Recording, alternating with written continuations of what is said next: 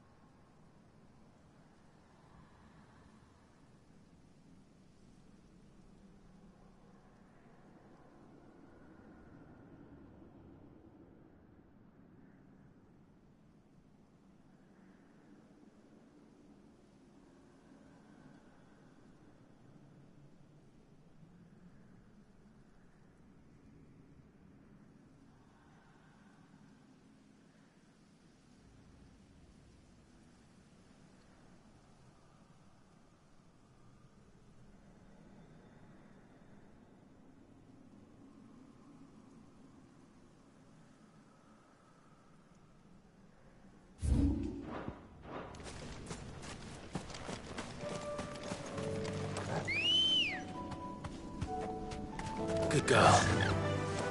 Fly, Ambrosia.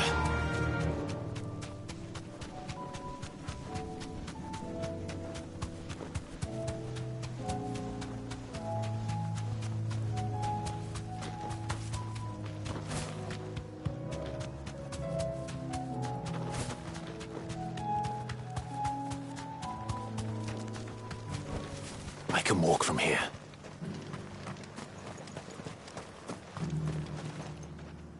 Quentin, I have a proposal for you. Do you now? Something tells me you'll be asking more of me than a cask of Gotand gold. Go on then. Propose.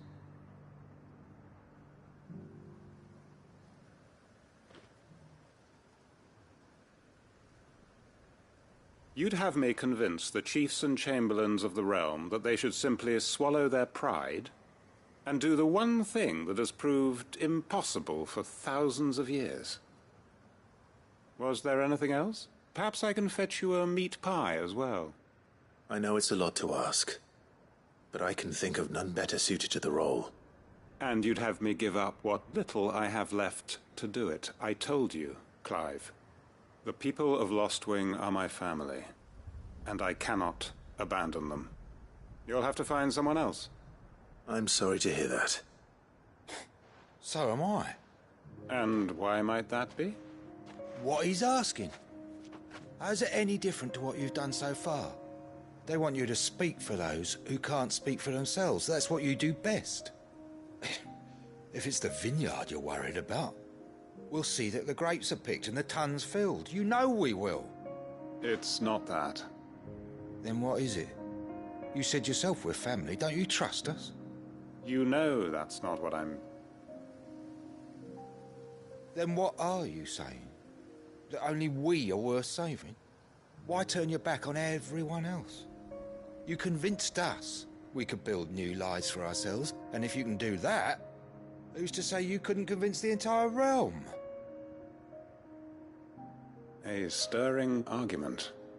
I fear that any rejoinder I make might fall somewhat flat by comparison. So you'll join us? Where do you need me? Field Marshal Havel will want to speak with you in person. He's currently in Port Isolde. I can arrange for a party of Cursebreakers to accompany you there. That would be very much appreciated. I hear the roads are far from safe these days.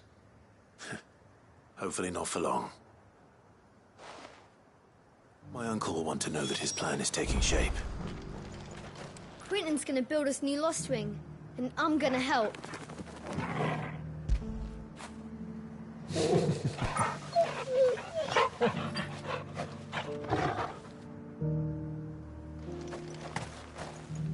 Any statesmen we speak with are liable to resist our entreaties if they feel that what little power remains to them is at stake. They must be dealt with skillfully. I shall not repeat the errors of my past.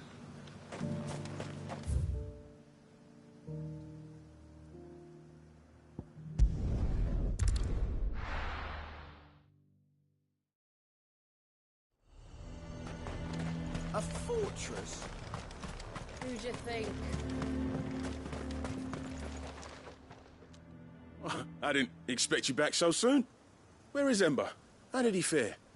I thought I'd find him with you. He must have fled. I followed him to Eastwatch, where I found him being set upon by a wild Avis. He was just standing there. Didn't even draw his sword. I had to step in and take care of things. But by the time I had, he was nowhere to be seen. I assumed he'd set off in your direction, but apparently not. I'm sorry, Sid. I knew the boy had a nervous streak, but he seemed like... The right man for the job? I believe this is the logbook you tasked me with retrieving. Eh? How did you... Don't you tell me you breached the tower while Sid was busy saving your skin. What? Wasn't that what you asked me to do? To bring the thing back without getting caught? He has you there, Nazaire. And he did it all on his own. But Sid, he did what he thought was best. And now I have to decide whether I agree. Of course. We'll await your evaluation back at the hideaway. Don't you leave my sight. Yes, Sergeant.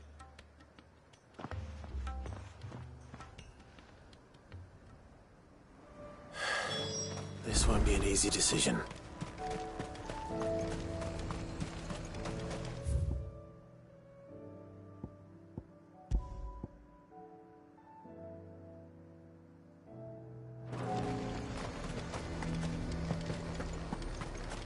He'd have our coin, our stock and our stores, and we're just supposed to... So you are content to abandon... Please, I beseech you. If you are a true son of Northreach, you must fight to defend your home. That's exactly what I am doing, milady. Or trying to, at least. The land is crawling with fiends, and someone has to keep watch. Even when our true enemy is hiding in the garrison? Fine. You're not the only able-bodied man in Northreach. Thank you so much for your help.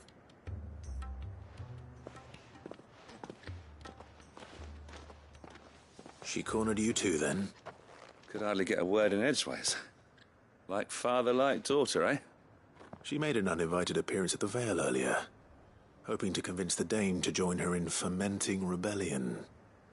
I bet that went well. Her ladyship seems to have a way with people. Anyway, what brings you here? Our mutual friend thought you might welcome some help. Oh, she did she? Right as always. In fact, you're just the man. We've had some reports, you see. Sightings of, you know what. They're back. Seems that way. All over, too. We haven't been able to confirm anything yet, but if you're willing, you could go and see what's what. Right. Where should I look? You know Grieger's Weep? One of the sightings places them somewhere on its shores. I'm on my way. Thank you, Clive. I'll look into one of the other sightings. Let's rendezvous back here later.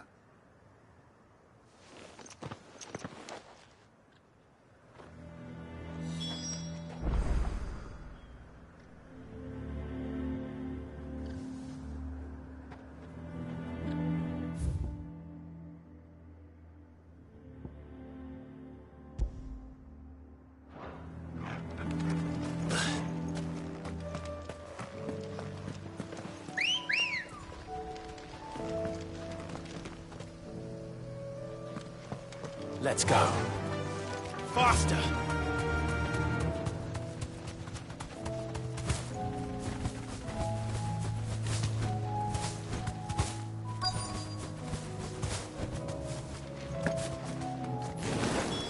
Damn it.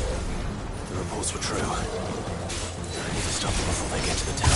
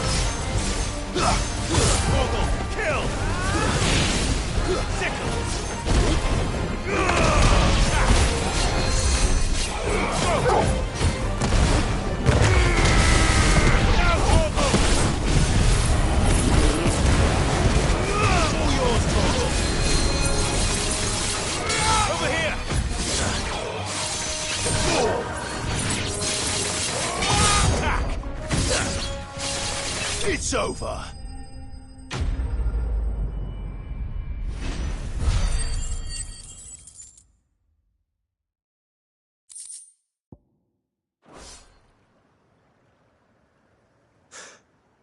Call that a test, Ultima? Clive, it's me. Are you all right? I am. But it seems the reports were true. The thralls have returned. I dispatched the few that I found, though. Well, that's something, I suppose. But what were they doing south of town? They all came from the north last time. We might be able to fend off an attack from one side or the other, but from both? Do you have eyes in the north? Some. I should probably go and have a look, though, just to be sure. You head back to Northreach. I want you there just in case war breaks out while I'm away. What do you mean? Her ladyship's been busy working her magic on the townspeople. Stirring up ill feeling towards her father. But she'll have her marching on the barracks if we're not careful. What? This is exactly what the Dame was afraid of. I'll do what I can to calm things down. Be careful out there, all right? Don't worry, I'm not like you. One sniff of those things and I'm running back to town screaming blue murder.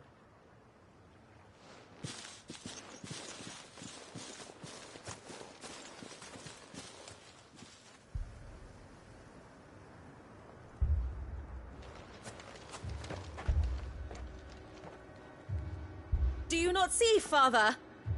The people of Northreach have given enough, and only a fool would ask for more. Listen to me, Sabine. Where would our people be without their country, hmm? The Empire is their sword and their shield. It is she that ensures they can live without fear. And now she teeters on the brink. Without their sword, how will the people fight? Without their shield, how will they protect their kin? Can the unarmed stand against the advancing hordes? No. But there is yet hope. A new shield, a new sword. A new empire. We can rebuild Sandbreck, just as Great Grieger wills it. Perhaps we could, Father. But we don't want to. Not if it is built on the broken backs of the people. Please, let us not quarrel in the street.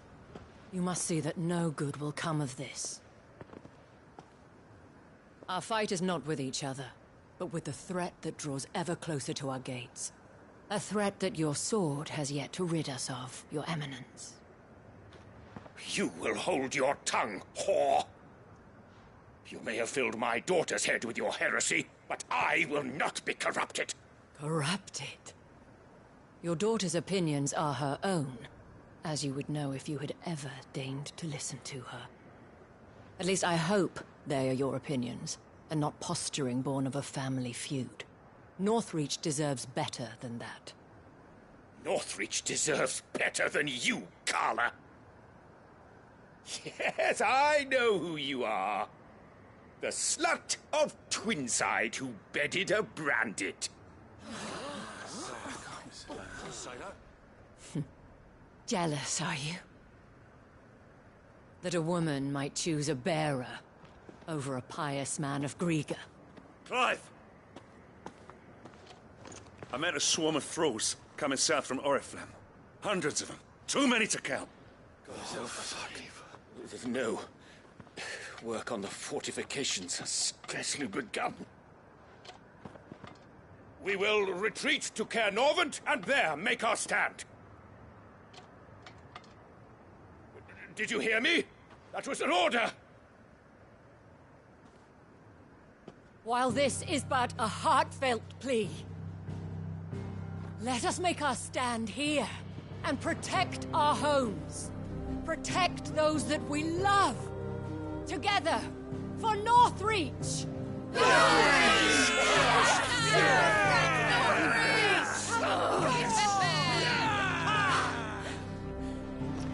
You heard the dame. What are we waiting for? Pikemen to the gates. Archers to the roofs. Quickly, come on!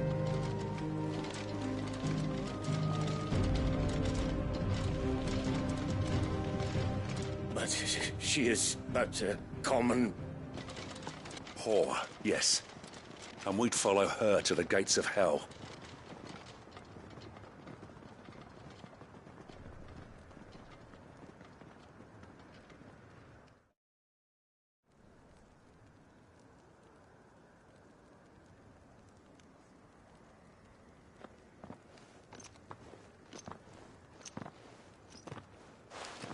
The men have their orders, and they look like following them. I got them spaced out at regular intervals. Whichever direction the thralls strike from, there'll be someone there to meet them. Thank you, Philippe. Rest assured the people will play their part. The herbalist has donated her stock of medicines to me.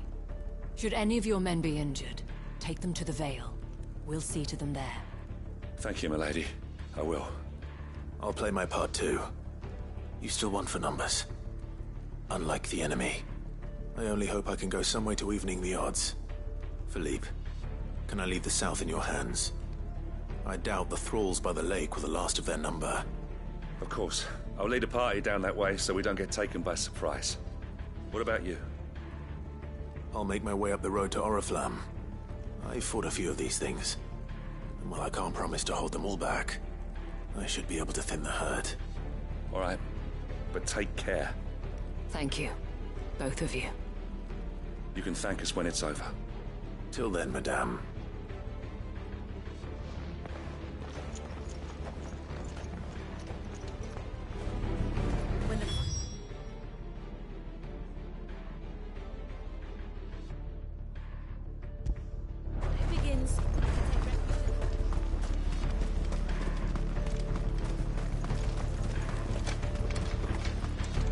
want steel in the hands of every man.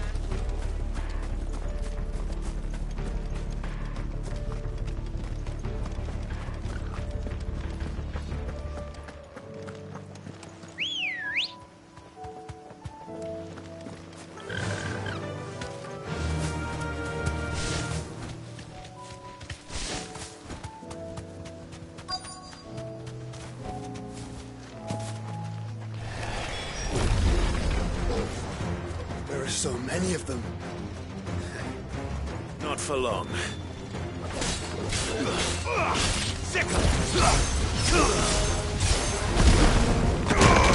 This one.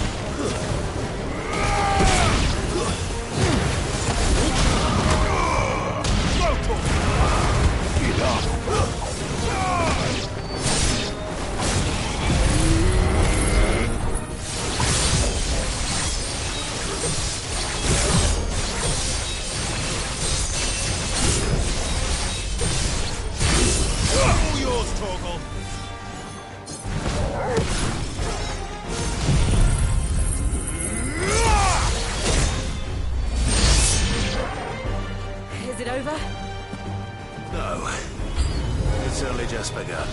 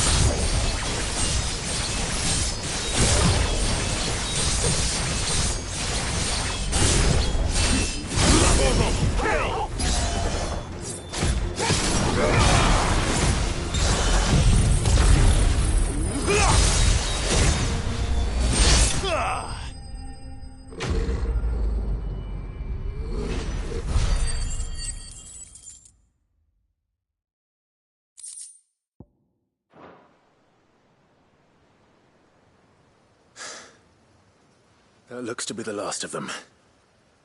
I wonder how the others fared. Better hurry back to town. Come on, Torgal.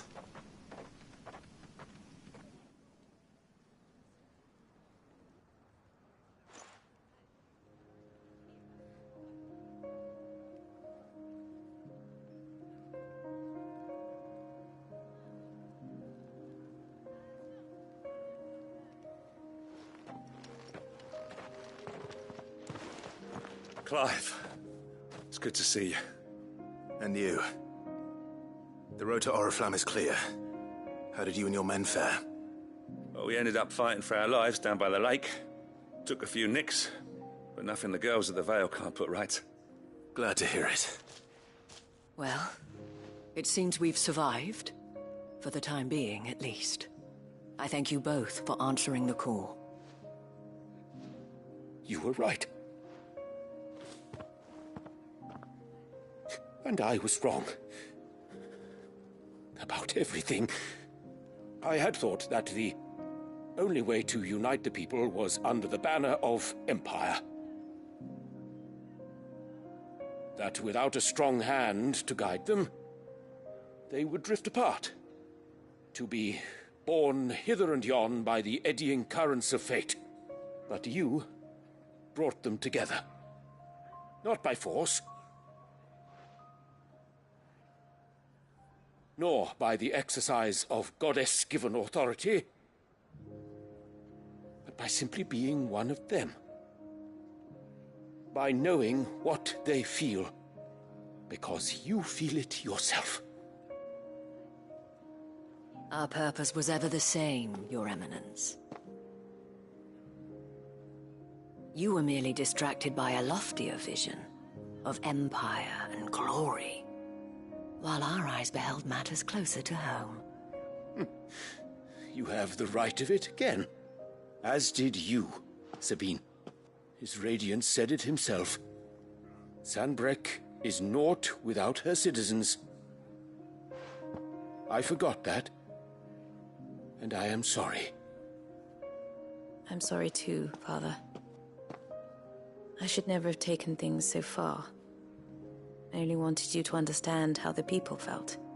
How I felt.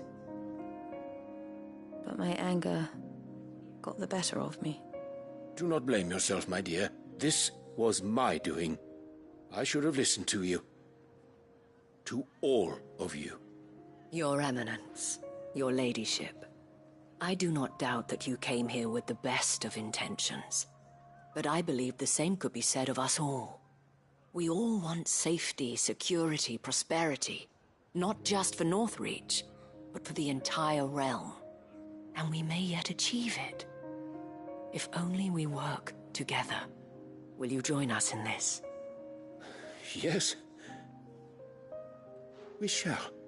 Thank you, Your Eminence. Now that that is settled, I must go and see to the wounded. The Vale's doors are always open to any soldier in need of relief. And today there are more than ever before.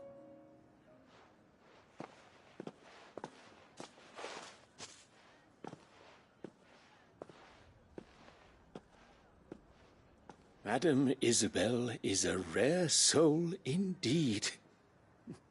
In these dark times, I see that it is not men like me who should lead the realm, but women like her.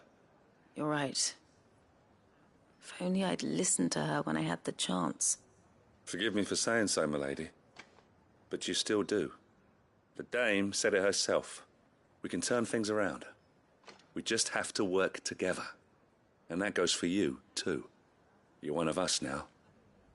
One of you. Well said, Captain. Let this be a new beginning. Not only for Sanbreque, but for us. Well, since there's nothing more to be done here, I should see if Isabel needs any help moving the wounded.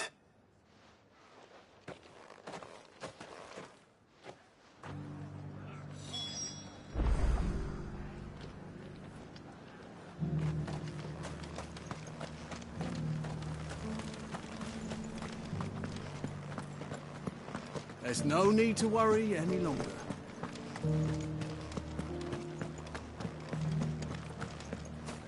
I saw several soldiers being carried to the Vale. They'll be well taken care of, I'm sure.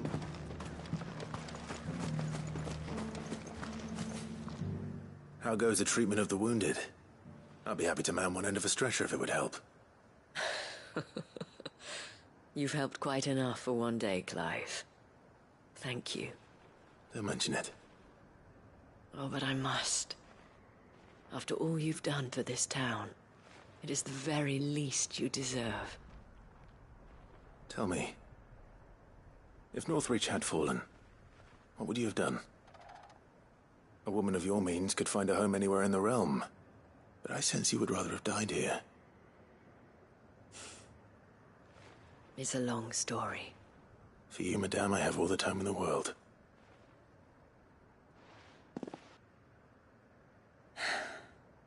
Very well. Long ago, I had a life in the Crystalline Dominion. I was Carla then, courtesan to the nobility. So sought after was I that it was only they who could afford my time. Alas, those halcyon days were not to last. For naive as I was, I fell in love with a bearer. The gentlest man I have ever known. After they discovered us together, he was whipped bloody and forbidden from ever looking at me again. And so we fled. Not that we had anywhere to flee to. We wandered, aimless and starving, half dreading, half praying that the next day would be our last. Until we found ourselves here, in Northreach. It was the veil that took us in, that fed us, clothed us, and healed our hurts. Those that could be healed, at least. My love was already too far gone. He passed away. He did. Not long after we arrived. But at least we were able to share a few moments of peace before the end. It was the greatest gift I have ever received. But the generosity of this town and her people did not end there. The men and women of the Vale supported me through my grief. Shared in it, though I was still a stranger to them. They treated me like a sister. And so I swore that I would always do the same. That I would return the kindness that Northreach showed me. That I would repay my debt to the Vale.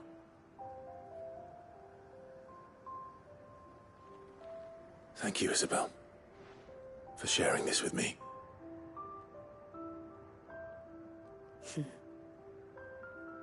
You're a lot like him, you know. Perhaps that is why I have such a soft spot for you. Never stop fighting, Clive. And I shan't either. I know that it will not be easy to keep Northreach together. But our efforts will be rewarded. Just look at us now. The people, the soldiers, even the Duke of Oriflamme and his daughter. All united in defense of this town that we have come to call our home. And what of you? Can we count on your support too? Always.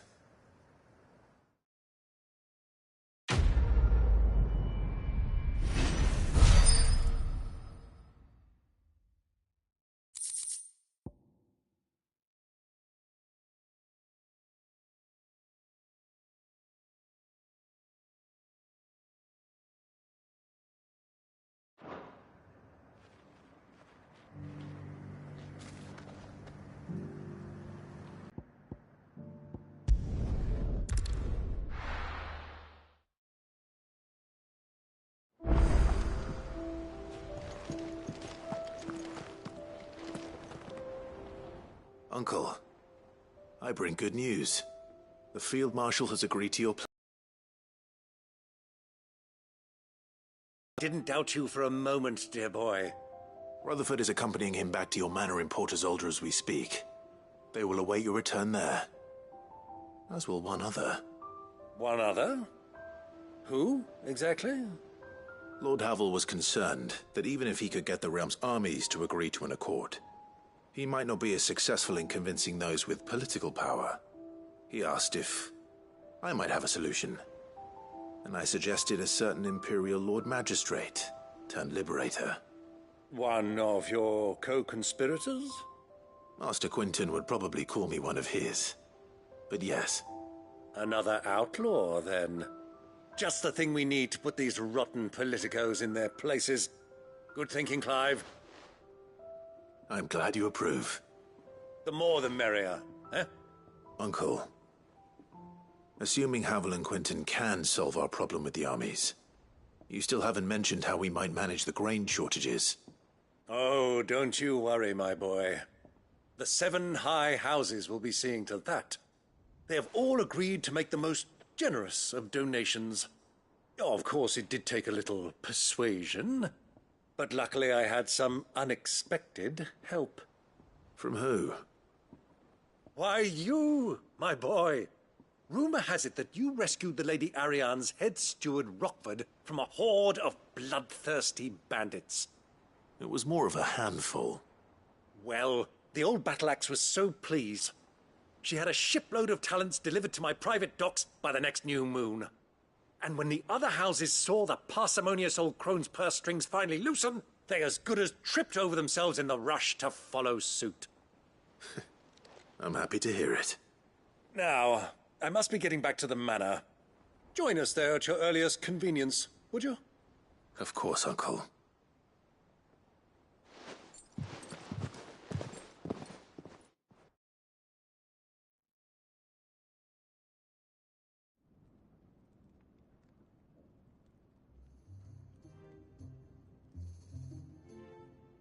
And how, pray tell, will we get that grain to the capital if the roads are still overrun with Akashic? You'll find another bloody road. I only have so many men, and I'm not about to send them headlong into an ether flood. That is, unless you'd have them turn as well. Well, I'd certainly eat less. Says the man with a belly bigger than a band of curls. My soldiers actually need their rations. Without any food to keep them going, they'll be dead even before you've sent them on your fool's errand. If I may, gentlemen, perhaps I might suggest an alternative approach. Though supply routes are indeed disrupted, there is no shortage of ships. Indeed, they bob away in every bay from here to Randalar, awaiting a safe haven. Allow them to make port and fill their bellies full of grain. And once those who crowd the cities are fed, ferry the displaced back to the countryside to work the fallow fields. But I'm sure that you wish to continue your discussion. Forgive the interruption. Two such firm friends as yourselves need no help from the likes of me.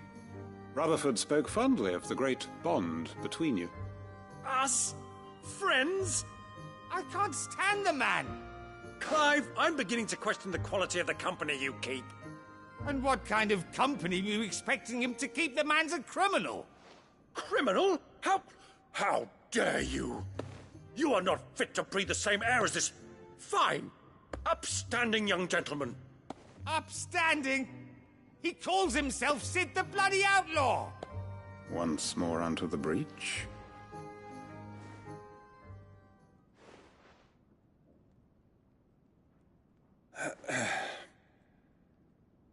Shall we begin again?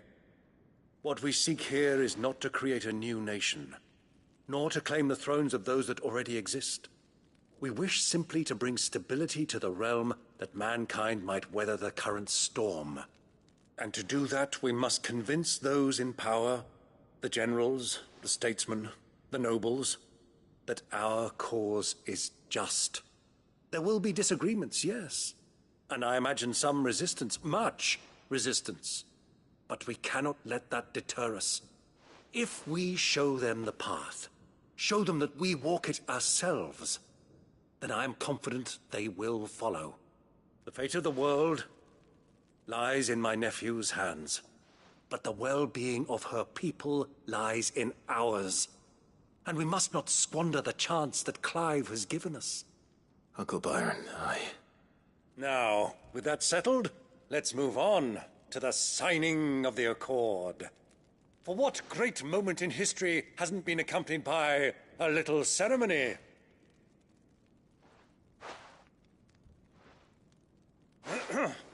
Citizens of Valisthea, I present to you the Triunity. Rutherford, Mike Will.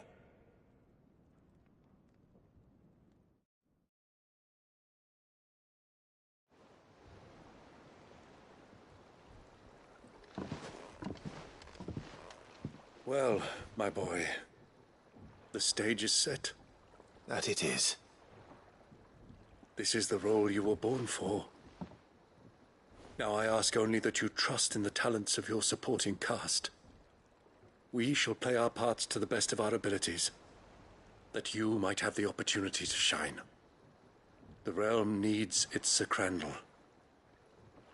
And there is no better Crandall than you, Clive. I want you to keep this signed accord as proof of our faith in you. I will. Thank you, Uncle.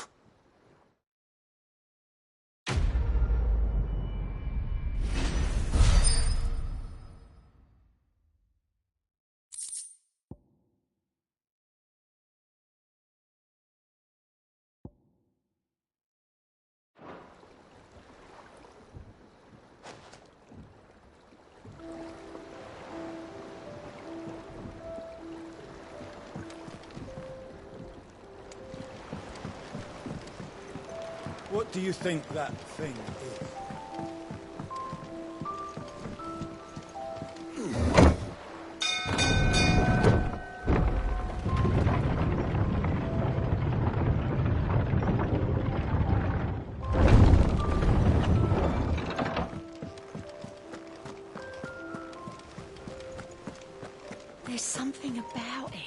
You should have seen him.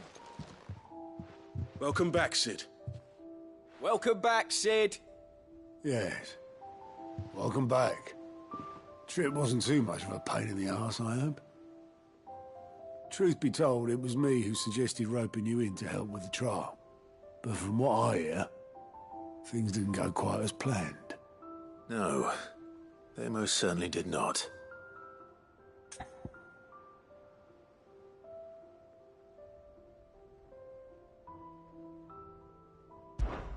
Ember lost his nerve in the face of a beast of prey, but he didn't lose heart. He pressed on, and he achieved his aim. And is that not what we ask of our scouts? Indeed it is. Thank you for your honest appraisal, Sid. The fact remains, however, that Ember will not always have a battle-hardened warrior on hand to pluck him from the jaws of peril. All I have gleaned from this trial is that without someone watching his back, Ember is little more than a liability. Wait, Sergeant. Ember still has much to learn, it's true. And this time he was found wanting. But I'd say he's due a second chance, nonetheless. After all, he did do as you asked. With a bit of hard work, any hand can be made to hold a blade, and any mind can conquer its fears. But a scout's nose is different. You've either got one, or you ain't. And by sniffing out that log, young Ember here has shown he has a conch and a half. Wouldn't do to waste it now, would it? Fine. One more chance. I'll do whatever you ask. I'll spend my days and nights in the pit if I have to. I'll show you. Just you wait. Daft as a brush, that one. But his heart's in the right place. Just like someone else we know. And if you ask me, we've been leaning on him for far too long. That time the curse breakers took some of the weight off his shoulders, I reckon. It couldn't hurt. Just don't tell Gav I said so, will you? I won't have him thinking he's been hard done by. Next thing you know, he'll be asking for a day off. Chance would be a fine thing. Back to work. Forgive me, Sid. This did not play out as I expected. Things really do these days. But that's why we need men like Ember more than ever. Men who can make the best out of a bad situation. Remember that. I will, Sid. Thank you.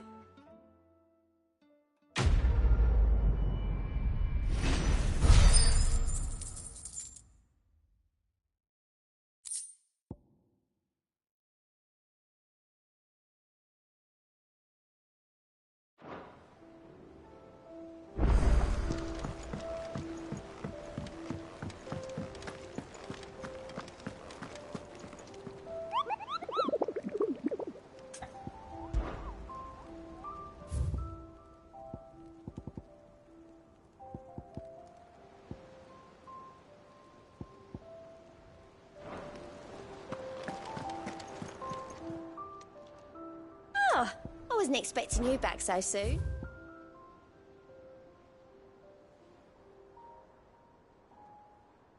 All done?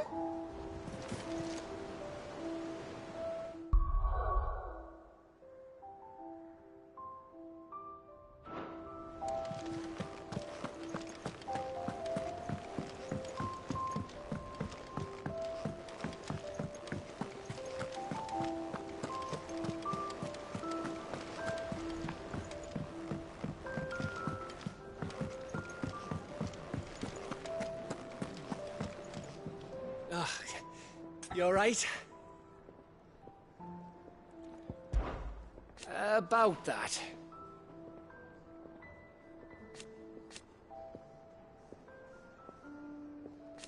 Oi!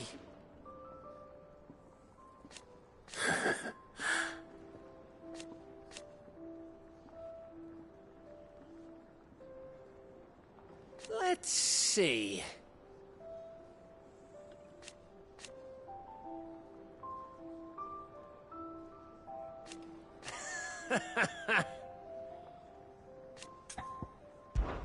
Something troubling you? No more than usual. It's just... Eda's baby will be coming soon, and I wanted to make something for it. I'm sure she'd like that. Back in the north, families would always make gifts when a bairn was on the way. Yeah, let the little tykes know they were welcome in their new homes, like. So, what's the problem? Well, the problem is that Eda's due any day now, and I don't know if I'll be ready in time.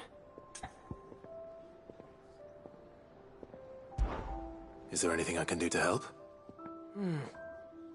You know, there just might be. All right then. What exactly are we making? A good luck charm. But not just any good luck charm. Not just any. No. One made from the feather of a silver chocobo. There's nowt luckier in all the realm, or so we used to say back home anyway. Thing is, they're hard to come by. Had Otto and Karen check with their suppliers, but nothing. I'd try and track one down myself, only... Only the big day is fast approaching. And that's all you need, a feather. That or the bird whose horse it's attached to, aye. I was gonna start by asking around with traveling traders plying the northern borders. Well, there's no shortage of those passing through Martha's. I think I might make that my first port of call. I'll let you know if I find anything. You're a good friend, Clive. I won't forget this.